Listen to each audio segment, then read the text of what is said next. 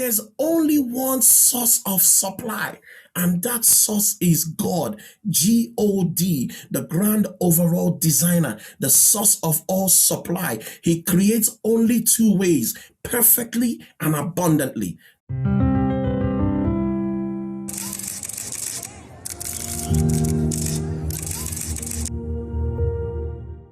In this process, is meaning is really about the value we find in what we do. The value we find in what we do. And today we're talking about purpose, and purpose is why we do what we do. So many times people think meaning is the same as purpose. No, meaning is actually in my opinion, meaning is the value you give to what you do. But purpose is why we actually do what we do. Many of us don't question why we do what we do. Main purpose, you would have heard me teach and share if you've listened to my purpose, vision, and goals core.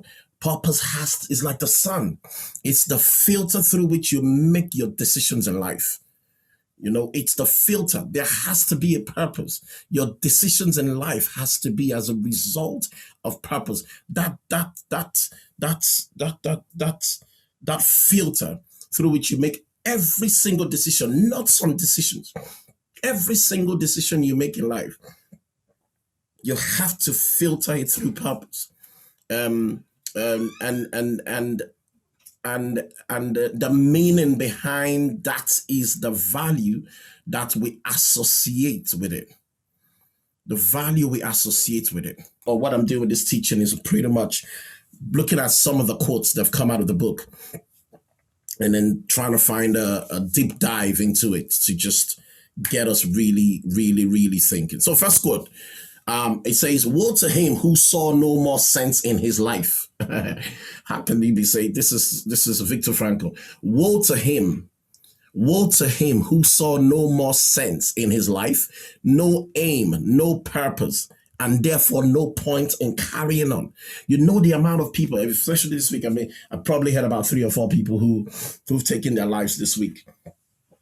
And he's saying, woe to him, sounds like Isaiah in the Bible. Woe to him who saw no more sense in his life, no aim, no purpose, and therefore no point in carrying on. In the book, he talks about when someone basically surrendered their life. You can almost tell they basically waved that white flag. And it's interesting how he talks about in the book how you could see the telltale signs of of their behavior, that he would know that a person has either given up already. The person may not have died, but that they have given up. He talks about cigarette. Everybody remember that. He talks about how people would not necessarily smoke their cigarettes, because that's like the currency in jail. Cigarettes. If you've watched Shawshank Redemption, cigarettes is a big thing. And so people would never smoke their last cigarettes. People would never smoke their cigarettes. They would use them to barter, trade by barter for food, use their cigarettes to barter for water, and all the essential things you need to stay alive in prison. And he says, when you all of a sudden see someone sat there and you see them just without a care in the world and apparently smoking their cigarettes, so you can almost tell that they've given up and that they've made that decision to end their life. And that's, for me, that's really thought-provoking, because all of a sudden somebody's basically saying there's no more point to live. There's nothing to live for. And I can understand that. They're incarcerated. They're seeing people die every day and all the horrible things that was going on in that concentration camp. And yet, Viktor Frankl is saying you can still choose life. And he says such people have come to a point where there's no aim, no purpose, therefore no more point in character. He talks in the book, which I think is really sensitive part of the book. And because I've been to Israel, you understand a few of these things. Especially when you go to the Holocaust Museum. He's talking about how leading into some of the main holidays. So just look at meaning leading into when it's coming to main holidays, and you see that people who would have otherwise died are able to stay alive. Somebody may have lived. Somebody, maybe it was a wedding anniversary or a birthday, and you will see people who possibly would have died are able to stay alive through maybe that season, through Christmas, through Thanksgiving, or through an anniversary. And then all of a sudden, people would die in their scores after such an anniversary or holiday. So basically, in other words, people had assigned a meaning to that specific event, to that specific season, and that became their purpose to live for. And then when that holiday is over, when that season is over, no more reason to live. And then matter of days, life loses meaning and a purpose to live for. And you could tell it would just be a matter of days before people start to die. And I think when you think about it, if you've got something that's so important to you, when people will say that you would actually die for, that's sort of meaning at the highest level, like a parent who would do anything. Most parents would do almost anything, maybe for the chance just to save a child's life in a dangerous situation. You see parents, you see children who were maybe drowning, and a parent goes after that child to rescue that child, and child gets saved, and maybe father dies in the process, or then has a life-changing situation in the process. And you hear all these stories. We saw that with one of the doctors in the book who had an opportunity to leave, because the guards liked him, or he had to make that choice to either leave or to leave children in the orphanage and save his own life. And he said, no, I'm going. He went into the gas chambers. And there were stories. When one of the times I was in Israel at the Holocaust Museum, and they would tell you stories where they share this particular story that just stayed with me, where someone took the place of another person in line to go into the gas chamber because that person had children. And this other guy didn't have children. And he said, the guy took his place, went in and died for someone. Wow. And you would hear people like me talk a lot about goals and dreams and purpose. And I think it just identifies with everybody. Everybody has a dream. If you don't have a dream, you better get a dream. Everybody should have a dream. Everyone is searching for purpose. The number one selling book for a while, I don't know if it still is, was the book by Rick Warren, Purpose-Driven Life. Purpose-Driven Life. Why did that book become a bestseller? Because it doesn't matter what religion you are in or what you believe in. Everyone wants to understand purpose. Everyone wants to understand, why am I here? Les Brown will start almost every talk with a question about hopes, dreams, and goals in his words. He says, I always asked many in my audiences of if they had big goals and dreams they would like to achieve. And even as he raised his hands, most people raised their hands too. And then he would ask another question. And this question I'm also asking all of us today. And we ask this next question to strategically create a committed listening for what he's going to share, the audience. And he will say, how many of you, and I'm asking everybody on this call, how many of you, if you had your life to live over again, you could have done more than what you've done? Hit the chat box. In typical Les Brown fashion, he would say, what we do and what we achieve in life is only a tip of the iceberg of what is possible for us. All of you saying yes, you still can do it. What we achieve in life is only a tip of the iceberg of what is possible. So I'm going to do for you now is share with you how, if you are serious, how we can begin to live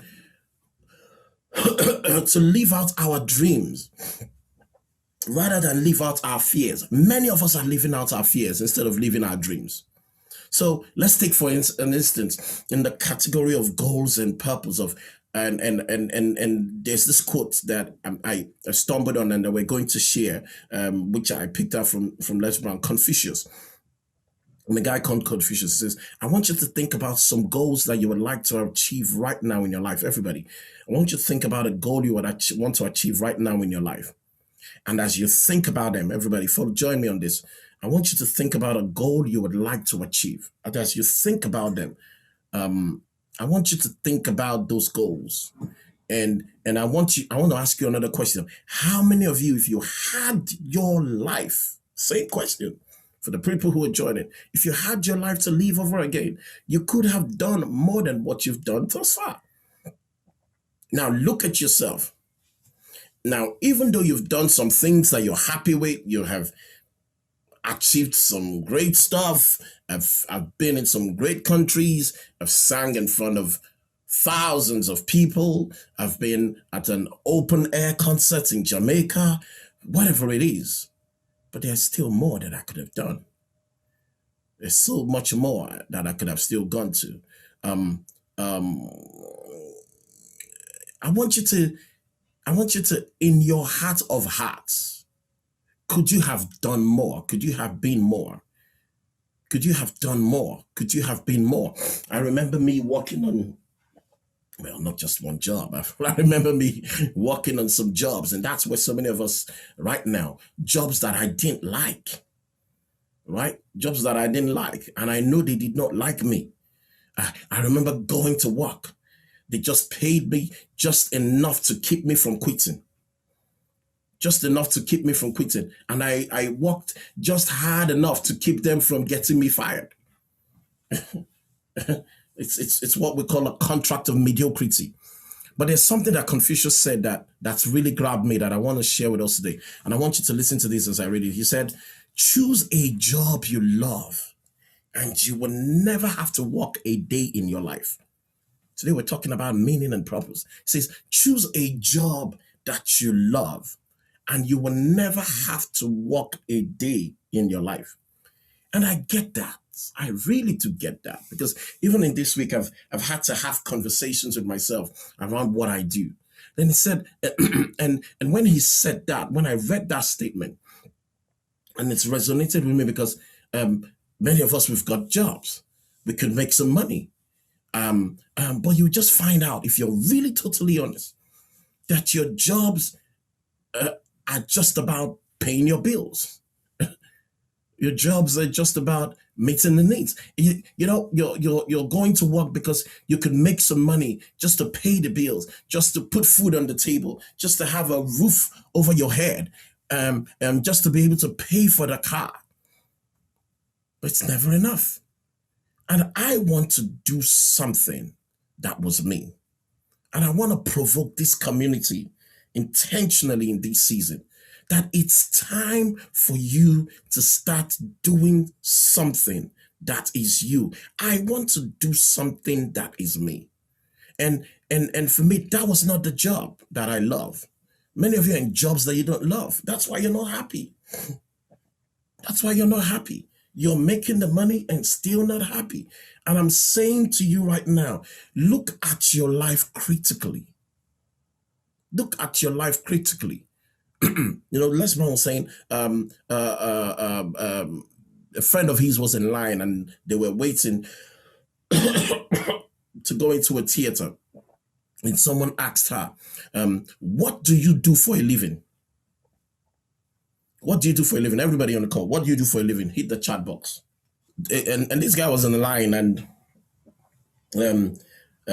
this guy started talking about, like all of us, I'm an artist, I'm an entrepreneur, I'm a doctor, I'm a teacher, and da. And somebody else who was listening to the confusion got in and flipped the question, what are you living to do? All right, start answering, guys. There's a difference between what you do for a living and what you are living to do. So what are you living to do, guys? What are you living to do? Are you supposed to be doing something for a living, or are you supposed to be living your making? There was a reason for why you were born. So from day one, there was a reason for why you are here. to leave your making. But instead, many of us are doing something for a living. And most of us go through life. Most of us go through life. And instead of being intentional to find something that you are living to do, find something that you love, and you will never have to work a day in your life. The reason why I can get up this early, I mean, on clockwork, I slept late, and I slept late because I was studying. I'd finished preparing this lesson since, but it just didn't feel right to go to bed. Honestly, didn't feel right to go to bed. I looked at the time I had, it was about, I still had like 2 hours, or 3 hours. I was like, no. And it was quiet in my house. My wife had crashed upstairs with the kids. And I just knew in that moment that this was an opportunity to study. And I took the next 3 hours, picked up one of my favorite books, Think and Grow Rich, and just started studying. Really buzzing about what I'm going to share tomorrow, really buzzing about what I was going to think today. I literally, when my alarm went on at 12 o'clock, I had to tell myself, go to bed. And even going to bed at that time, at 4:50 this morning, 4:45 this morning, boom, I was awake, ready to want to share something this morning. What are you living to do? Find something that you love, and you will never have to work a day in your life. You would have something special. You would have that power to create a life that you love. And most people go through life as a volunteer victim. But when you consciously choose something that resonates with you, choose something that is not just about making a living, but allowing you to live your making. Two different things. Are you here to make a living or live your making? Then life takes on a whole new meaning. And so for me, and what I'm trying to do for you guys is because for me, mentors came into my life and did that for me. Coaches came into my life and did that for me. They helped me not only begin to set goals, but they helped me, pushed me. Nobody gave me an answer to anything. I remember times when I would go to my coach, Giroux, with questions, and he would say, all he would tell me is, stay in the question. You will find it. I'm like, no, I want answers. You say, no, I can't give you answers. He will say, stay in the question. Stay in the question. And I'm paying this guy $800 a month. And what you're telling me is stay in the question. But I'm glad that he pushed me that way. Because when you get it, you get it. And that's what I want to do with this community, where people will be intentional about staying in the question. Staying in the question till they get meaning to their life. In Folake's session yesterday, we this is where we got to. I say, what do you want to do? I'm sure that's painful. She's in the hospital. And I'm asking her, what do you want to do? I said, look, you would have to tell me how we decide the next few seasons in life, and months and weeks of your life and years of your life. It still has to come from you. What do you want to do? If you want to sit down and be that person who's gone through a life change and I'll help you be that. But if you're going to come from a place of, I am still going to be an influencer, I am still going to change my world, despite what's racking my body, then I'll help you get there. But it has to come from you guys. It has to come from us.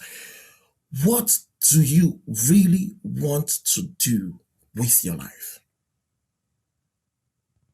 Confucius said, find a job you love and you will never work a day in your life. Isn't that true? You find greater meaning and in what it is you're doing. And you do that by thinking about it consistently. My coach used to make me sit down in a 1 hour session and be asking myself, what are you thinking about? What are you thinking about? What are you thinking about in your thoughts? What are you thinking? I would say 10 minutes and then have to write what I'm thinking about. And that will be my assignment. Go and get into that place of order and think. Many of us don't want to think. Many of us want somebody to tell you the answer. You don't want to think. There's a reason why that book was called Think and Grow Rich. Think, think, think. Get into that discomfort of thinking about what do you want from life. And get into that order of thinking about it and considering it and maybe comparing it to other thoughts. You begin to sort of say, well, I don't really want to do this, but I think I could follow this through. I could follow through on that. This does not really fit with me. This does not seem like a good use of my time compared to doing something more fun that you would like to do, or compared to living the rest of your life in poverty or in old age and in poverty. I got a situation at the moment, and some of my friends, bless them, out of love and concern, they were asking me some questions over the week. Why do you wanna live in a house like this? Why are you looking for this kind of house? Why don't you chill, downsize, do this? I said, no. No. I'm here to enjoy life. I'm here to enjoy life. And whilst I'm here, I'm going to enjoy it. I'm not about to compromise on the quality of life I can have because of a situation. See, many of us operate from that place of scarcity. And so many people would operate from this. We talked about this last week. That conditioning of it's not what I love to do, but what I'm doing that's paying the bills. And truly, what you're doing is not paying the bills. Listen, guys, I hope you would hear this from me. Whatever you do would pay the bills. Do you understand whatever you do would pay the bills?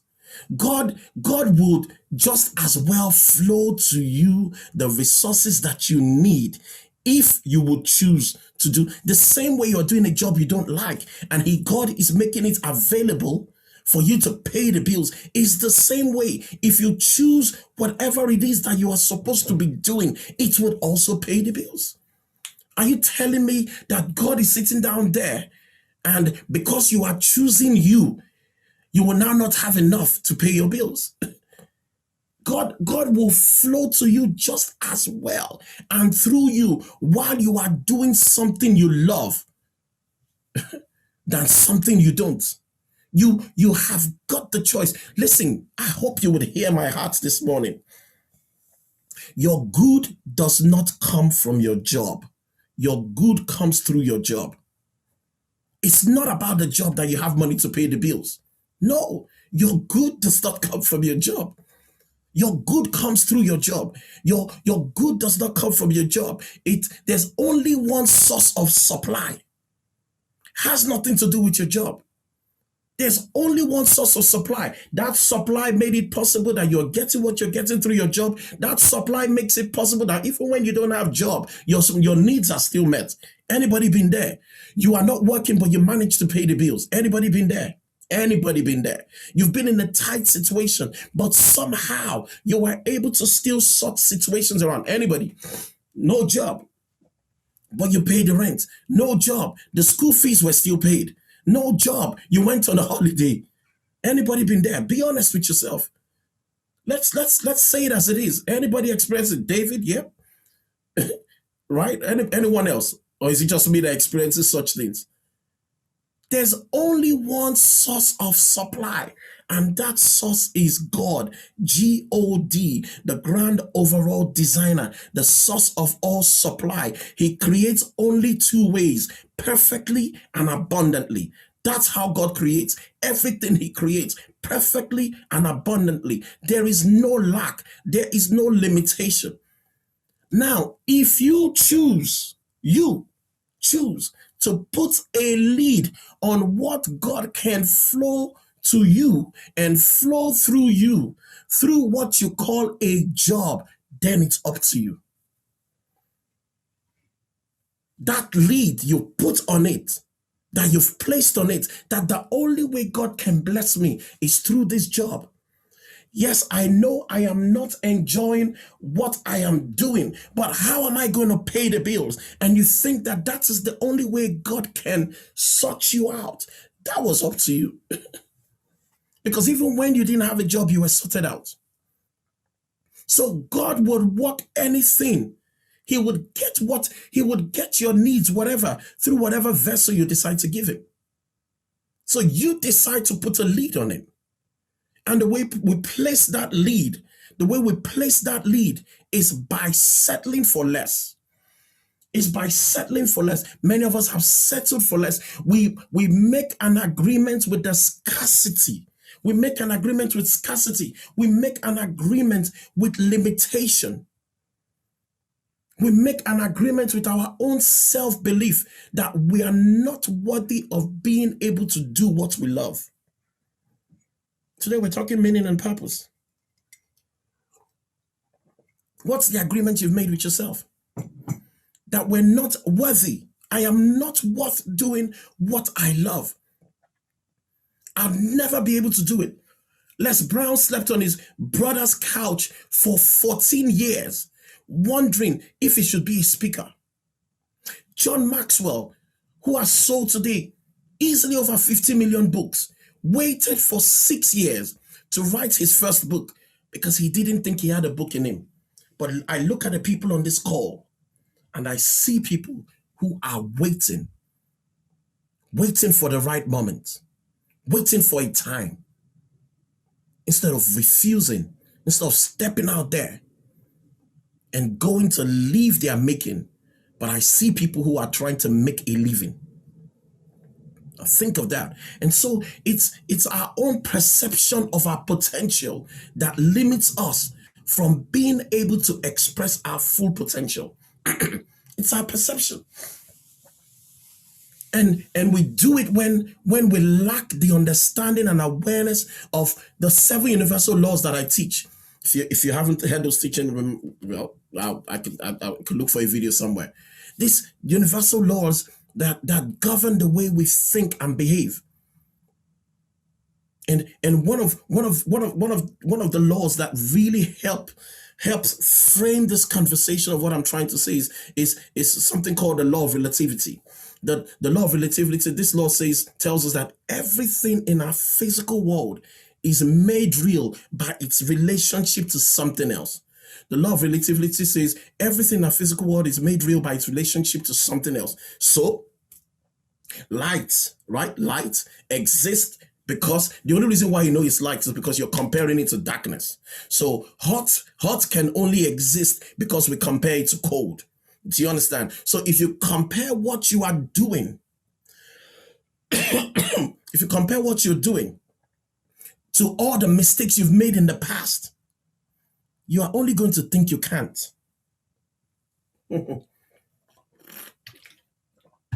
If you compare what you're doing right now with all the mistakes you've made in the past, with all the failures you've had in the past, you're always going to think you can't. But if you compare it to your potential, what you are capable of doing, then you know that what you're going through right now is insignificant. You might have a goal that says £1 million. You say, well, I could never do that because that's a big goal. Well, so according to the law of relativity, what are you comparing it with? Somebody got a job in this community recently and totally flustered and happy. And I'm happy for her and I'm happy for so many of you. But it also beats my heart because I'm looking at people who are earning 50K or 40K or 30K or whatever it is and satisfied or thinking that that's a big goal. What are you comparing it with? That's why you're comparing it with where you are coming from. Is that your potential? Is that your potential? And then if for people who think £1,000,000 is a lot of money, God help you that you make £1,000,000. Then you find out that it's nothing. And now suddenly that big goal or dream seems small. There was a time you never had more than £1,000 in your account. But now when you have £1,000 in your account, you're like, no, something is wrong with my account. It's not enough. How many people are in that experience? You feel like something is wrong because all of a sudden £1,000 looks like nothing. Now, suddenly, can we get to that place where suddenly £1,000,000 seems small when you compare it to your potential? It was big when you're comparing it with your past results. And why many of us are not moving forward is because you're constantly comparing things with where you are coming from. But let me tell you, and you've heard me say it, your past, your present will never equal your future. I don't care what it is you're going through right now or where it is you are right now. Your current circumstance and conditions has nothing in comparison to your future. It will never equal your future. So what are you comparing your life with? So if we walk this law of relativity and really stay in the question of who am I and whose am I? What is my God-given right? And for me, you will hear me say it all the time. I have dominion over all things. So when somebody tells me that they are content, I'm always like, do you have dominion over all things? That's the basis of being content in this life, is for you to be able to ask yourself, am I operating in dominion over all things? That was the number one mandate we're given. I have dominion over all things. I have things that have dominion over me right now. So I can't even start talking about being content. I have dominion. Can you truly say that you have dominion over all things? Now, suddenly you know that £1,000,000 or $1,000,000 goal to earn $100,000 or $100 million or to grow your business. And in a really challenging time like we find ourselves, suddenly seems kind of like a small goal compared to who you really are. And the challenge is a challenge of identity. Many of us don't know who we really are because we're constantly comparing ourselves with where we're coming from, with what has happened to us, instead of comparing ourselves with our potential, who I could be, whose I am, who got me here. What are my potentials? Guys, if you must compare yourself with anything, compare yourself with your infinite potential. If you must compare yourself, if you must ask the question, who am I? Compare yourself with your infinite potential. When you do that, what seemed big then does not look that big again, does not look that much again. And here's the beautiful thing about us, that, you hear me say it all the time, we're spiritual beings. We're gifted with an intellect. We're living in this physical suit, and we're always seeking fuller expression and fuller expansion. My mentor once said he can remember one day when he wrote down on a card that he wanted to earn $50,000 a year. And he thought, wow, that was a lot of money. And I go through that with a lot of clients. And he thought once again, the moment he got $50,000, he found out, wow, it was not enough for the rest of his life. I mean, all of a sudden, 50,000 a year became nothing. And then it became, suddenly realized he could do 500,000, 600,000 a year. Then you hit that goal and you realize there's more. Let me tell you, guys, I know your churches and institutions they make it sound as if you're greedy when you're asking for more. Listen, your ability to want more was your God-given right. Because that thing that God put on the inside of us is always seeking for more. Is always seeking for a fuller expression. Is always seeking for fuller expansion. So every time you are not going for more, you are not being, the spiritual being that you are. Every time you settle for less, you are not being like the whose you are. Just imagine your relationship with God. Every time you get to a whole new level, he asks for more. That is his identity. That's your identity. You don't settle. You don't settle. You don't settle for a 30K job. You don't settle for a 50K job. You don't settle for a 100K job. You don't settle. There's so much more. So much more. And that thing was put on the inside of us by God because he created us to be seeking more life. He created us to be seeking more expression. He created us to be seeking more expansion. That's exactly what he's expecting from you. To want more, to achieve more, to have more, so that you can, to be more, so that you can do more. You can touch lives. You can change continents. You can change the lives of young people who are wallowing. You can become an influencer. You become the reason why things cannot happen. But would you seek to live your making, or are you living life trying to make a living? And in the seeking of more life, listen, if you notice, I'm removing people regularly. I am being intentional in this season. I want to only work with people in this community who are serious about expanding their awareness of their potential. So I'm still going to keep taking people out. Anybody who comes with excuses and all that, I'm like, fine, I am not the coach for you. Let's move on. Let's move on. But if you would stay connected to this community and be willing to want to expand your awareness of your potential, to actually give birth to that which is seeking to be birthed through you, you're willing to challenge the way you think about things. You're willing to want to find meaning. Find meaning.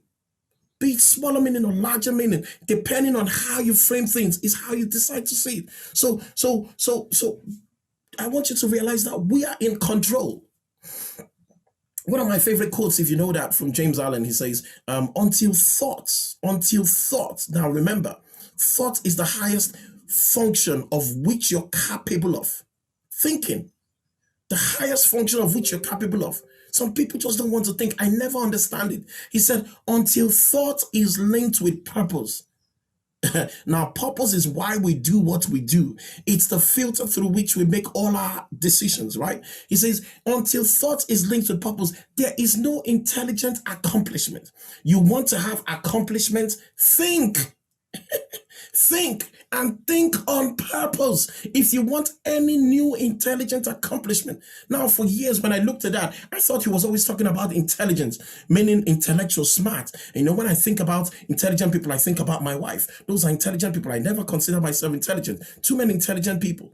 A spreadsheet causes me too much confusion. I don't even want to think about it. And that's what I would think about is intelligent.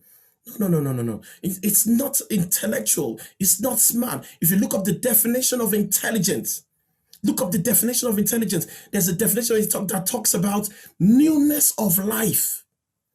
Then I understood what scripture says when it talks about new creation, newness of life. Intelligence is actually giving birth of new things. I'm like, yeah, I can do that. So until thought is linked with purpose, you are not giving birth to new things.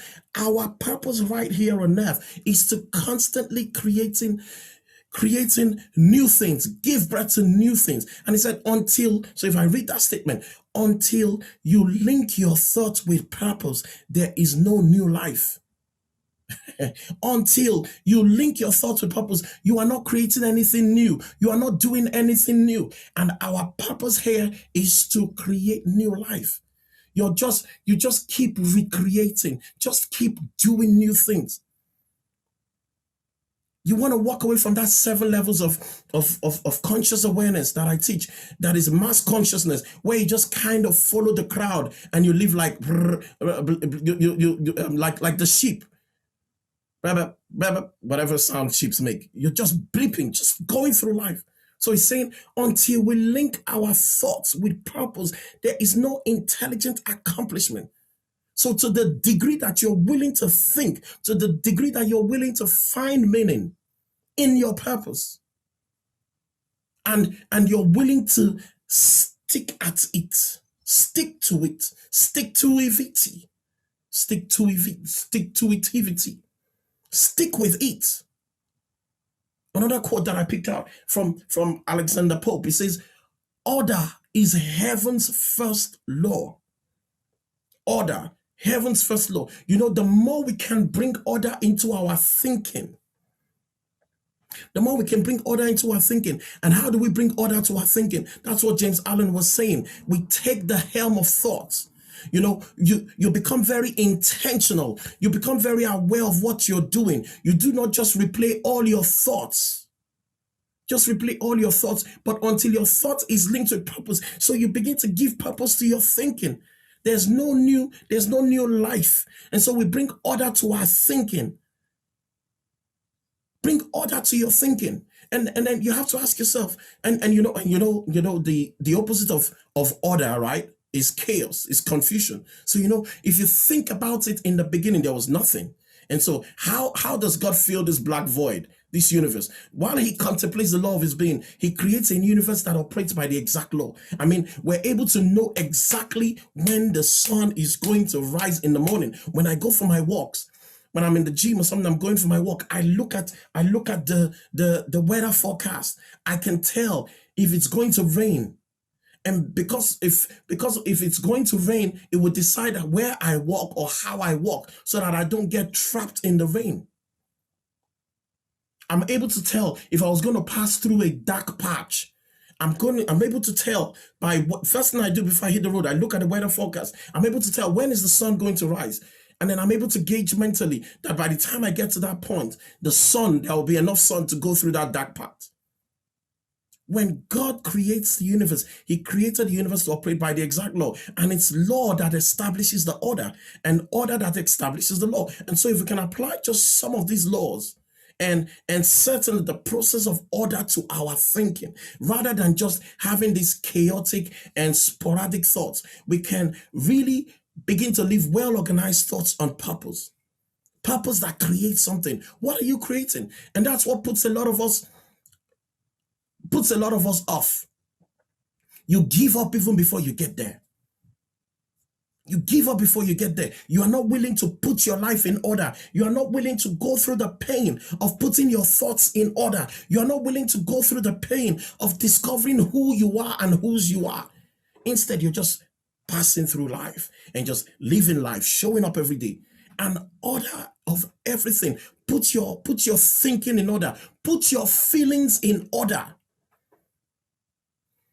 An order of everything, an order of your thinking, an order of your feelings. Put everything in order, and ultimately you will begin to see results. How far ahead are you thinking? I told somebody the other day, we're going to do a 20-year goal. He said, oh my God, I can't even think past 1 week. The Chinese are making 200-year goals, 400-year goals. And some of us can't even think past 1 week. How far ahead are you thinking? And there's been various studies. Edward Banfield from Harvard University, I think it was, he did a study years ago where he found that the single most reliable predictor of future success was long-term perspective. The people who looked further into their future and allowed that to govern what they did in the present. What you are doing currently, is it dictated by the future, or is it dictated by your current circumstance and condition?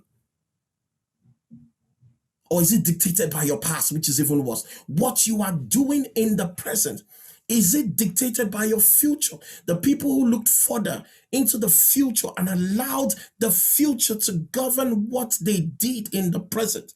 were the people who were significantly more successful than everyone else. Question again for you. What you are doing right now, the job you are doing right now, is it dictated by your future? The place you are living right now, the people you are hanging out with right now, the friends you have around you, the church you go to, the mosque you go to, the groups you are a part of, is it dictated by your future?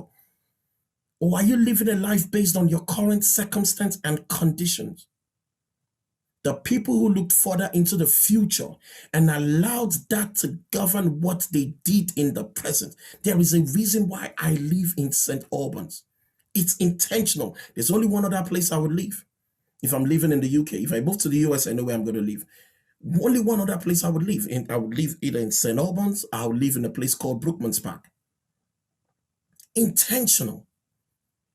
I've written these things in my notes since as far back as 2007. There are 5 places, did my research, 5 places that if I'm going to live in and around the M25, that I must live in. Intentional. So it doesn't matter the challenge. Look, I have a property 14 minutes away from here, 15 minutes away from here. But I'm not staying in my property. I moved to that property because I was trying to get here. We bought that property because we're trying to get closer to here. What you are doing currently, is it fixed by your future? Listen, my daughter has just got into intentionality, guides everything. My daughter has just been accepted in the St. Albans choir. They only accept them at this age. They would never take anybody into that choir after year, they take them in. You have to get into that choir before you get into year 4. In my daughter's school, she is the only person. Yet it was the school that sent out the stuff. From my daughter's school, she was the only one that was picked to get into that choir amongst how many people who went in.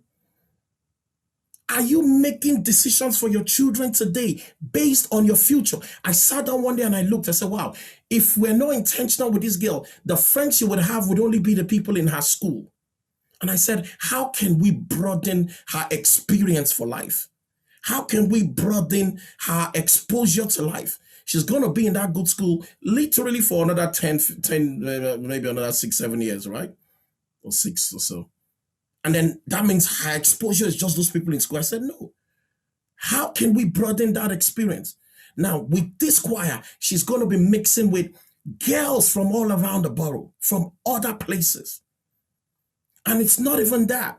The investment in every girl is about £25,000. It's like a scholarship. So for the next 10, 15 years of her life, when you join a choir, you join for life. For the next 10, 15 years of her life, she doesn't know what's about to hit her. She's going to go through a discipline. A discipline. Some of the classes, we have to get her there as early as 7:30 a.m. Is going to discipline her, is going to discipline us, the parents. We are going to have to get some order into our lives to be able to allow her meet the demands of that. She's going to be having close to almost 6-hour rehearsals a week. Discipline. Discipline. And we even thought that was much until I heard this week that the boys' choir, they do 17 hours a week rehearsals. You mean 8-year-olds are doing 17 hours of rehearsals, and many of us are sitting down here and saying, we don't have time. The world knows that the time to push your children and get them disciplined is now. It's now. And we're just living our lives anyhow. And so they are very intentional who they take, because the borough spends money to invest in bringing those children in discipline, bringing those children in music, and train them. She will never get that from school. So where you live today, what is fueling it? Are you just living because I have to live in Southeast? That's where I will buy African food. That's how a lot of us make decisions. Southeast is where we will find African food. I have to live with my people. Can you imagine how we think? Can you imagine how you think? You're making your life decisions based on current circumstances and conditions. Your decisions, where you live, where you grow up, where you want your children to go, has to be driven by your future. Driven by your future. How is what you are doing right now driven by the future that you say you want to create? How far into the future? If you're looking for instant gratification, yet I want to live next to Tasty where I can be eating, and this has been me. I bought my first property in Thamesmead because I wanted to live around my people until something switched in my head. Yet I was living in Mitcham. I moved from Mitcham to move to Thamesmead. When I could have moved from Mitcham to Surrey, my eyes could not see. I was living in Mitcham, which was Surrey. I didn't think of trying to buy a house in Surrey. I said, no, Southeast. Just so you know how our programming has been. Some of you don't see it coming. How far into the future? If you're looking for instant gratification, you're just doing things, whatever you want to do in the moment. You're driven by your feelings. I fancy doing this today. Tomorrow I want to do another thing. Listen, I quite fancy doing this. I don't really want to do that. If you just do whatever you want, then listen, you're going to get very little order into your life. But if you look a little further ahead, if you start creating intentional short-term goals, what am I going to do this morning? What am I going to do today? Then you begin to introduce a little more order into your life. And so you get some level of achievement there. But if you go further ahead, maybe a week, maybe a month, maybe years, maybe 6 months, maybe 10 years, 20 years, you begin to produce more order because more of your activities over the next 3 months, over the next 6 months is fueled by your future. By your future. Let your medium-term goals introduce more order, therefore results than short-term goals. But the longest-term perspective may be a purpose for your life, something that you're working on, something that is important for your whole life. It's a way for you to live your life, a purpose-driven life. As Rick Warren says, are you living a purpose-driven life? And so, if you live your life that way, then your whole life becomes on purpose, and therefore you put more order and therefore more results. And then guess what? You start experiencing more meaning. So the longer we look ahead, the more order we want to introduce into our life. The only reason that we're going to do that, the only reason that you dedicate your life to something is because there is a lot more meaning than you find in that thing than any other thing. One of the most beautiful things that we have been given, a gift from God, is that we've been given is not only dominion over all things, but we have been given free will. And one of those expressions of free will is your ability to assign meaning to things. And oftentimes, if we're not taking control of our thoughts, my time is going, then we can then fall into autopilot. And it probably at best, it keeps us where we are most likely is hurting us and holding us back to chaos, back to confusion. If you just do whatever you fancy doing, then there's no kind of alignment with your activities, with your thinking, no alignment with your activities, with your purpose.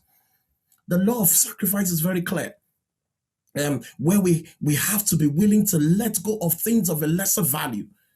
Letting go of things of a lesser value for the attainment of things of a higher value. I've had people on these calls who do not want to get a job, who do not want to do things because they are getting benefits.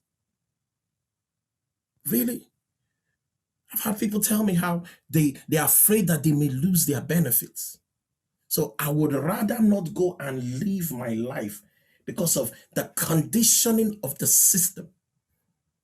Some people would not go and live in areas where they want to live in because if I don't live in this area, my child cannot get into that kind of school. I'm not saying it's not good.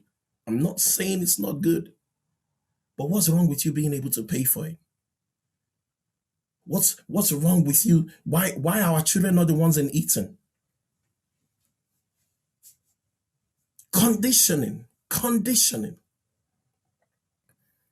Your ability to let go of things of a lesser value for things of a higher value. You cannot let go or hold on until you've defined the meaning and the value of what is. You have to look at every decision in your life. What is of a lesser value? What is of a higher value? You need to put process and priority to your thinking. And you need to be able to assign meaning to things. It's scary to do that, of course, because it's uncertain sometimes. You risk being wrong. You risk being judged. You risk being a failure. Yes, you are going to go through those moments, and your decisions are going to be unpopular. Trust me, I am unpopular every day. I was having a conversation with my friends. I told them, guys, let me tell you, you're not going to like the next thing I'm going to say. I understand your concern and your love. You're not going to like the next thing I'm going to say, but in my world, this is how I see it.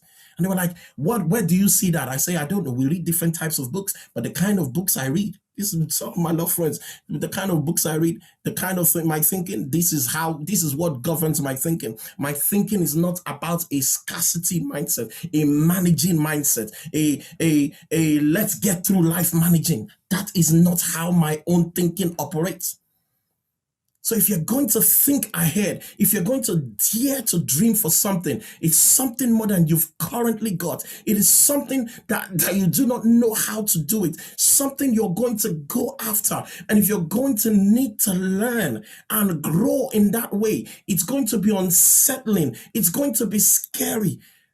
But that's life. And sometimes those decisions, like I said, will be unpopular. The more meaning, there are chances that it is harder. It's harder to make those decisions, to walk away from friends, to leave that church, to leave that environment, to leave those people, the circle that you've always been, the people that have always been in your life, to walk away from all that, to say, look, I want more in my life. And so it would naturally seem right that you would want, what you want to do is exhaust every voice of opinions and look at everything. We're going to many of us live our lives by the opinion poll. What does including my opinion, not my opinion is not as important as what you want for your life. Some people are waiting for me to think for them. You want me to think for you? That is shortchanging yourself. You want me to think what you should do next instead of you doing the hard work to think for yourself, to find out. If you come to me as a thinking partner, is different from having me to think for you. I hope you understand there are two different things. I can help you think into what you should do. It's different from you actually wanting me to do the thinking for you, because you will never achieve it if the thinking does not come from you. And so it would naturally seem right with you. That is what you would want to do, is exhaust every voice of opinion and dig deep in and search, think through. The strongest are going to be, and even in this crisis that we find ourselves in, you're going to see teams and organizations and families who are going to come out of this strong. The strongest are going to be those who make quick decisions. Think and Grow Rich is called. Think and Grow Rich. And in that book, while I was studying yesterday, he dedicates a whole chapter to decision making. Napoleon Hill spent the better part of 20 years interviewing 25,000 people, discovering 13 success principles. He takes those, he distills them down into that book called Think and Grow Rich. It has an entire chapter just on decision making. And it said successful people have a habit. I had to memorize this line over and over. Successful people have a habit of making decisions very quickly. Some of us would take 3 months, 3 years to make decisions. Successful people have a habit of making decisions very quickly. And once they make those decisions, they seldom, if ever, change those. Now, they may change the courses of action in order to continue to go on the point that they may have to make adjustments. But they make decisions every day. He said that unsuccessful people make decisions slowly. Show me how you make decisions, and I can tell whether you'll be successful or not. Some people come and be talking to me, hey, coach, I think I want to do coaching. You're not making a decision. You are either going to do coaching or you're not. Simple. Coach, I'm thinking of it. You're not making it. Make a decision. You are either doing or you are not. You are either going forward or you are not. Coach, I think I want to try this. Go and try it, or don't try it. Stop thinking. Stop sitting down on the fence. You are either doing it or not. I think I'm going to write the book. Write the book. When you write the book, then you know whether it's for you or not. What are you wasting time? Successful people make decisions quickly. You cannot be influenced by everyone's opinion all the time. Now, don't get me wrong, there's a time for clarity. And there's time for clarity and decision. But listen, these things, you must get clarity, you must make decisions quickly, you must be decisive and take action. And the thing you want to be asking is, what's driving me doing this? Where is this coming from? If you have purpose, remember, purpose is the filter through which you make all your decisions. Those decisions are pre-made. It's backed by meaning. Going back to Frankel, and let's look at another quote, and my time is going. It is a peculiarity of man that he can only live by looking to the future. I hope you guys hear this thing. I've begged you people, read this book. Read this book. Stay with that chapter 1. Read it. Some of the things I'm saying is sounding strange to you lot because many of you didn't read it. You didn't read it properly. Read this book. It's a peculiarity of man that he can only live by looking to the future. The only way you can live is by looking to the future. It says it's a peculiarity of man that he can only live by looking to the future. And this is his salvation in the most difficult moments of his existence. Although he sometimes has to force his mind to do the task. People ask me, how did you and your wife get through what you went through in 2010? The future was driving it. I was on autopilot. I was on not autopilot. I was on adrenaline. I was an adrenaline junkie. But everybody asks me, Aaron, you're so in a rush. Do you know why? Because the future is in the driving seat. Many of you think you have 10 years. Many of you think you even have 5 days. I don't know how long I've got. But every single day I am showing up. Because tomorrow I'm not going to give the excuse for why I wasn't on this call this morning. The future drives why I study. The future drives where I live. The future drives what I do. Think from the future. It's a marvelous gift that God has given us, that gift of imagination. He enables us to travel into that future, to imagine out our lives, where we want to go, to imagine where we're going to go somewhere in life that we really do want to go to. And so think about that. We've talked about our conditioned mind in the last session. The mind is kind of conditioned and we carry with us a lot of baggage of good baggage, bad baggage, but we still have free will in our conscious mind. And our past potentially is fear-based. And then if it is, which is for a lot of us, a lot of people, then they project that fear, that past onto their future. Some of you are not doing businesses. Some of you can't go through the stress of going through business because of things that have happened in your past. This is what this boy did to me last year, that time. Remember, and then because of that, many of you can't have relationships again. Every time I do business, this kind of thing happens. You are constantly fueled by your past instead of discovering what the future has for you. So guess what? Your past potentially has you bound because it's fear-based.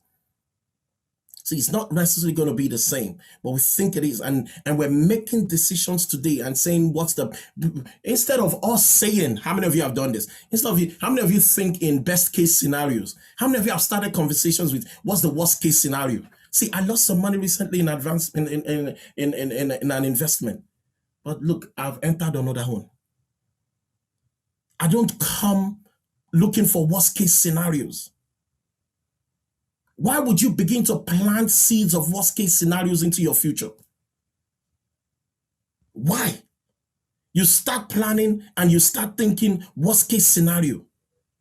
What about the best case scenario? What about the best case scenario?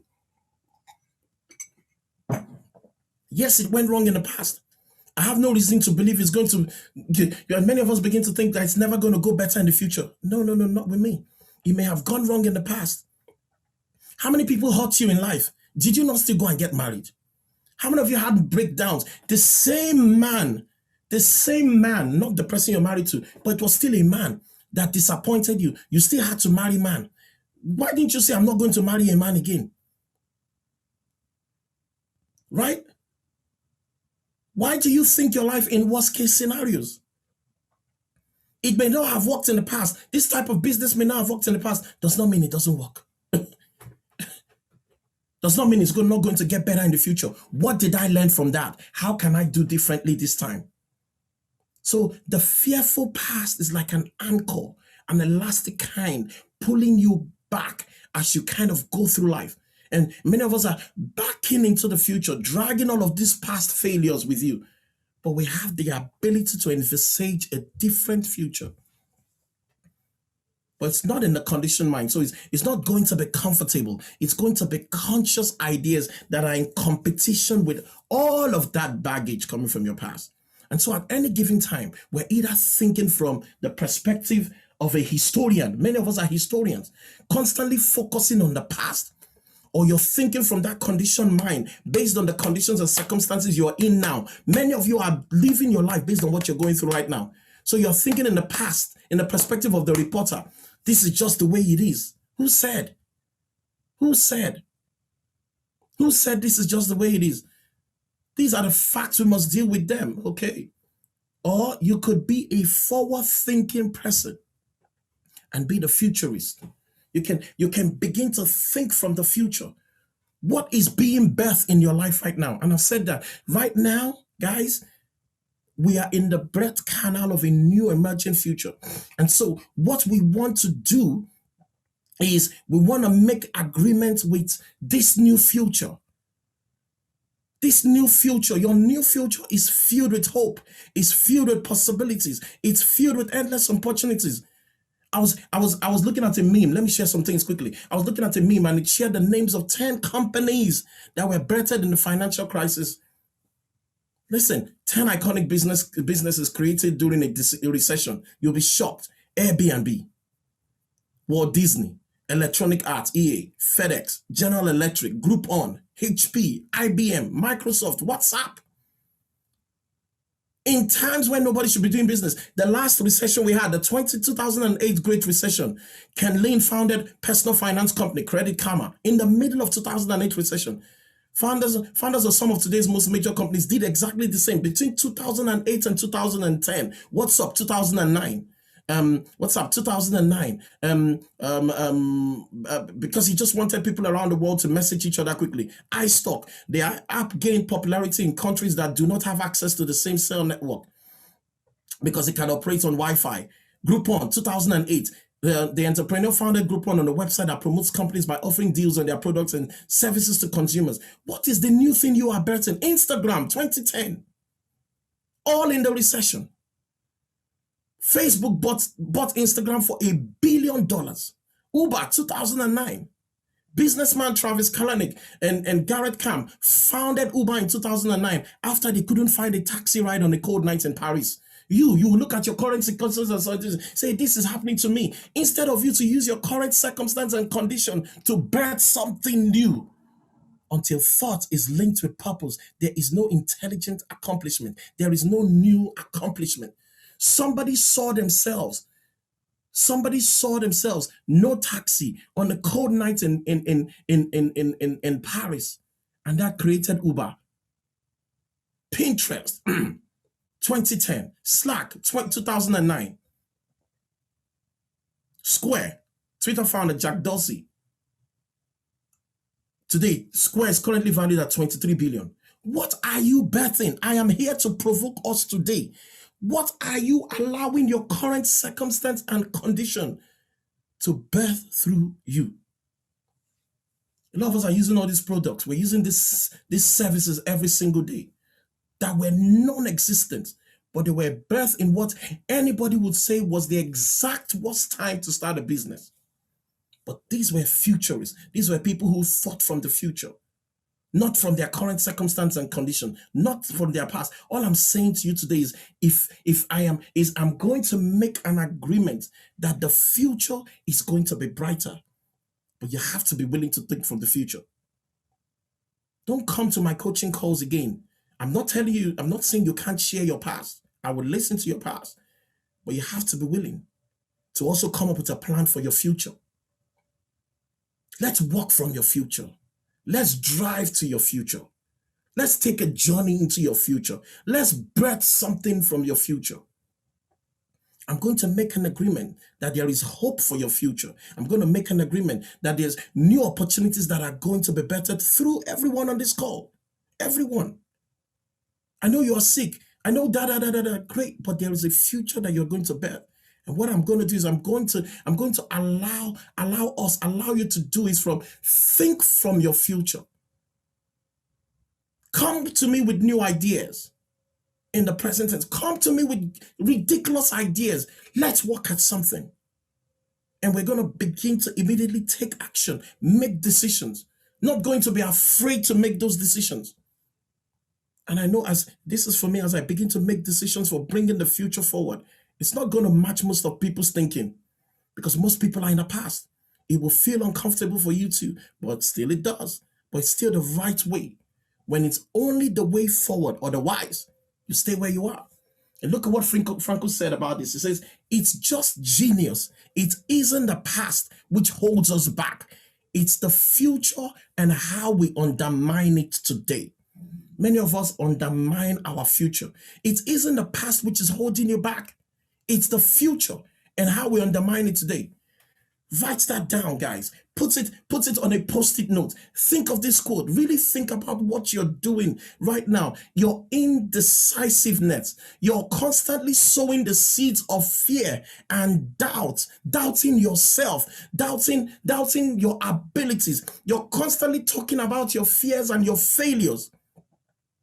Sowing the seeds of fear and doubt and uncertainty. Even the people around you, let alone you yourself. That's how you undermine your future. So I can't be this because this happened to me. I can't do this because I was raped. I can't do this because things like this always happen. I can't do this because I'm in the hospital. Who said?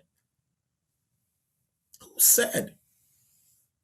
And that's why that question, what do you want? You're undermining your future. So 2 more quotes. Let's round up and go to Q&A.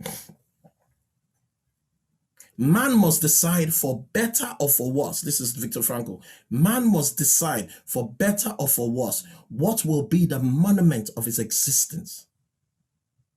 At legacy, perhaps, is a superpower. What will be the monument of your existence? What do you want? You know, somebody asked Brian Tracy. Saw an interview with Brian Tracy. Somebody asked him, you know, what would you want your legacy to be? And he said something like, I would like that after I died, for my children to meet someone that knew me and for them to say, your dad was a great man. What are you living for? Your dad was a great man. So at any moment, we must decide for better or for worse, what will be the monument of our existence. Final quote. And then finally, Viktor Frankl says, man is not the son of his past, but the father of his future. What future are you fathering? So many good quotes we can pick from this book, you know. Every section of the book packed, really poignant. Guys, let's stop here for today. Please read this book. Read the book. It is not the past which holds us back. It really is not. It's the future and how we undermine it today. You and I, we have a choice, and we have a choice to make. I hope this lesson added value to you. I hope it helped. This is meaning and purpose. All right.